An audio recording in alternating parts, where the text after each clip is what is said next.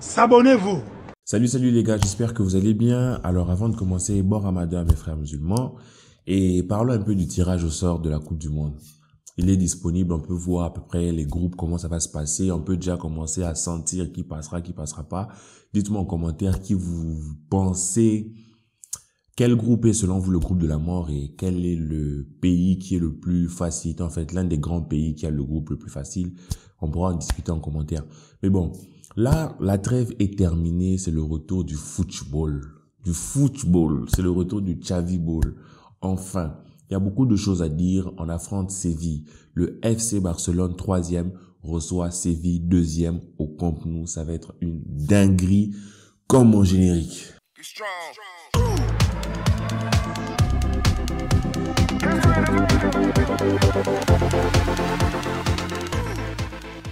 Alors les gars, comment vous sentez le match? Dites-moi ça en commentaire. Moi, j'ai qu'une seule chose à dire, une seule phrase. Tapez-les, c'est leur tour. Vous savez les gars, Séville est dans une mauvaise passe en ce moment. Ça fait 3 matchs sans victoire pour eux alors que nous, on enchaîne des victoires depuis 1990. Et on est dans une mentalité, on sent que l'équipe vit bien lorsque nos joueurs sont même allés. Je parle par exemple de nos Espagnols. On a senti qu'ils ont apporté quelque chose. On sent que à Barcelone, il fait beau vivre en ce moment. On est dans une très très belle dynamique alors que Séville pas du tout. Mais ils ne sont pas deuxièmes pour rien. Ça veut dire que il faudra être sérieux pendant ce match. Moi, je pense que nous avons les armes, nous avons les arguments pour aller, pour les battre chez nous devant notre public. Je ne sais pas si vous avez vu ou si vous êtes au courant, le Barça féminin ou l'équipe féminine du Barça a battu le record d'affluence pour un match de femmes en fait. Et ils étaient au Camp Nou, l'ambiance était énorme. Donc c'était vraiment une dinguerie. Et pour le match contre Séville, le Camp Nou sera plein. Donc j'espère que l'ambiance sera aussi fantastique. Je veux qu'on les étouffe en fait. Je veux qu'on les étouffe parce que lorsque j'ai vu le match des femmes, je me suis dit waouh, quelle ambiance.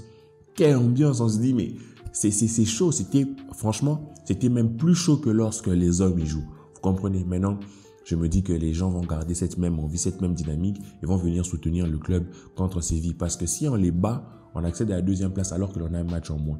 Vous vous rendez compte? Ça veut dire si on récupère notre match en moins, on commence maintenant à regarder le Real droit dans les yeux. Bien sûr, c'est difficile d'aller chercher la Liga. Mais comme Laporte elle a dit, on y croit. C'est un objectif qui est certes compliqué, mais n'est pas inatteignable parce que le Real Madrid a encore son avenir entre les mains, mais on a franchement des arguments pour aller concourir en fait jusqu'à la dernière journée. Donc imaginez que le titre se joue lors de la dernière journée. Ça va être une dinguerie. Et Ansu Fati met le but de la victoire. Oh là là. Mais d'un côté, vous savez, on a les internationaux qui sont revenus. Donc certains ont beaucoup joué, certains ont enchaîné. Donc il faudra assez canaliser la chose. Il faudra tempérer, il faudra vraiment trouver le juste équilibre pour ne pas mettre une équipe qui va être cramée ou qui va accumuler de la fatigue musculaire, ça va créer des blessures parce que dans 3 jours, on va jouer contre Francfort en Europa League. Donc, il faudra vraiment bien juger ou jauger la chose. D'ailleurs, moi, je vous prépare des surprises. Je sais que Xavi ne fera probablement pas ça. Mais si moi, j'avais les cartes en main, j'aurais pensé à un truc pareil, histoire de bien régler les choses pour que ça se passe correctement pour nous. Mais moi, je pense qu'on a clairement les armes, peu importe le système, peu importe la manière dont on joue, on a clairement les armes. Maintenant, comme je vous ai dit, Séville n'est pas 2e pour rien. Ils ne sont pas arrivés avec 40 points d'avance. Non, ils ont fait des bons matchs. Certes, en ce moment, c'est un peu compliqué. Mais vous savez, les grandes équipes, les équipes qui ont du caractère, comme Séville, c'est une équipe qui a du caractère, il faut qu'on se le dise. Qu'est-ce qui se passe lors des grands matchs? Ils arrivent toujours à sortir une sorte d'ego. Ça n'arrive pas souvent. On a vu le Real Madrid qui n'a pas montré de fierté du tout. On leur a pissé dessus chez eux. Bon, bref. Mais Séville, ça pourrait être une autre histoire avec eux. Donc, il faudrait avoir énormément de sérieux. Moi, je pense que la clé de ce match, ou notre atout, ce qui va nous permettre d'espérer gagner, c'est notre solidité lorsqu'on aura des moments faibles.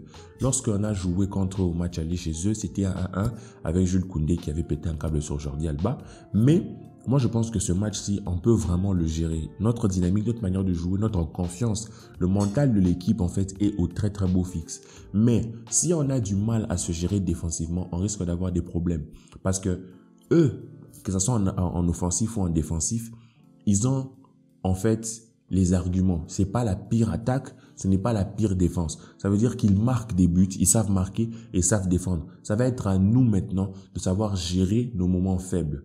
C'est ça ma crainte. Parce que, par exemple, Jordi Alba qui a joué avec l'Espagne, Dani Alves qui a joué avec le Brésil, ça va être compliqué si on les met de compter sur eux à très très forte intensité parce que ils ont peut-être encore de la fatigue dans les jambes, ils vont peut-être se fatiguer. Puis en Europa League, Alba devra encore jouer. Donc vous voyez qu'il y a vraiment besoin d'une sorte de concentration défensive et aussi d'un apport des milieux de terrain. Le point positif dans tout ça, c'est qu'il y a certains de nos joueurs qui ne sont pas allés en regroupement international, certains même de nos joueurs très importants, je pense à Dembélé, je pense à Aubameyang, je pense à Adama, et c'est très très intéressant pour nous pour essayer de dire qu'en attaque, en tout cas, on sera frais. Et ça serait important qu'en attaque, que l'on puisse tuer. Donc c'est pour ça que moi je vous ai préparé ce 11. Et comme je vous l'ai dit, il est un peu remanié, c'est un 3-4-3. Il est peut-être bizarre pour vous, j'en conviens, mais je vous explique pourquoi je mets ce 11-ci. Alors je n'ai pas voulu mettre Daniel Alves ou Jordi Alba. Pourquoi? Daniel Alves a joué avec le Brésil, Jordi Alba aussi, sachant que Jordi Alba ne pourra pas jouer, devra jouer contre Francfort, donc il sera probablement fatigué. Le faire enchaîner 3 matchs comme ça en l'espace d'une semaine et demie, je pense c'est beaucoup. Donc moi je passe sur une défense à 3 et je mets Araujo, Piqué, Garcia, tout en voulant que Araujo sorte en cours de match parce qu'on comptera sur lui contre Francfort. Alors je mets Busquets en 6 parce qu'il s'est moins dépensé que les autres. Je mets De Jong, Gavi et Pedri en 10. Je pars avec ce 11, mais comme vous le verrez, on peut le modifier. Je mets Dembélé à gauche et Adama Traoré, Aubameyang. Dembélé, je le mets et Adama parce qu'on va exploiter leur vitesse. Ferran Torres, il a joué. Je pense qu'il faudrait vraiment le calmer, le reposer pour qu'on ait un grand Ferran Torres contre Francfort. Ça ne sert à rien de chercher à tout le temps remettre le 11 type parce que je pense que l'on met les équipes en fonction aussi des matchs, en fonction de la forme des joueurs, en fonction de leur fatigue et tout. Ça, c'est le premier 11. Maintenant, en cours de jeu, on pourrait toujours modifier des choses, faire des changements comme vous le voyez. Je fais entrer Alba qui pourrait jouer les dernières minutes et Daniel Alves aussi qui pourrait jouer les dernières minutes. Je sors Araujo parce qu'on aura besoin de lui. Eric Garcia, Piqué reste là. Busquets reste en 6. Il aura encore du jus. De Jong, Nico, je sors donc Pedri et Gavi. Pedri, c'est un joueur qui fait énormément d'efforts. Gavi aussi, il a besoin de se reposer. Je mets Nico parce que j'aimerais bien voir ce qu'il donne contre les grosses équipes. On a donné la chance à Pedri, on a donné la chance à Gavi. Maintenant, il serait temps aussi que l'on pense à ce Nico-là parce que je pense qu'il a les armes pour nous faire des belles performances. Et je sors Adama Traoré, Dembélé sur l'autre aile. Je fais entrer Ferran Torres. Vraiment pour les dernières minutes, histoire de voir comment ça se passe. Et je mets Memphis en faux neuf. Avec ça, on exploite tout le monde tout en gardant de la place avec ceux qui vont sortir pour garder par exemple un Aubameyang frais, garder un Araujo frais, garder un Pedri frais. Parce qu'il faudra clairement aller chercher Francfort, clairement aller chercher cette Europa League qui est clairement à notre portée. Donc voilà les gars, c'était ce que moi je proposais dans mon 11 et dans ma philosophie générale de jeu. J'espère que vous serez peut-être d'accord avec moi. Sinon, dites-moi ce que vous en pensez en commentaire. Après ça, je vais sortir une deuxième, une troisième, peut-être une quatrième vidéo. J'espère que vous serez au rendez-vous. Alors d'ici là, j'espère que vous vous porterez bien et j'espère que je vous retrouverai en commentaire. Je rappelle que dans la description, il y a le lien de mon Insta, le lien de mon Twitter et je parle déjà avec pas mal de monde. Si vous voulez agrandir la communauté, venez. Peut-être si on est nombreux, on créera un groupe Telegram où on parle du Barça. Imaginez, ça serait cool. On ferait de débriefs ensemble. Sinon, j'espère que d'ici là, vous vous porterez bien et on se revoit un peu plus tard pour le débrief, les autres vidéos, patati patata. Partagez, abonnez-vous, likez comme d'habitude et prenez soin de vous les amis. Ciao.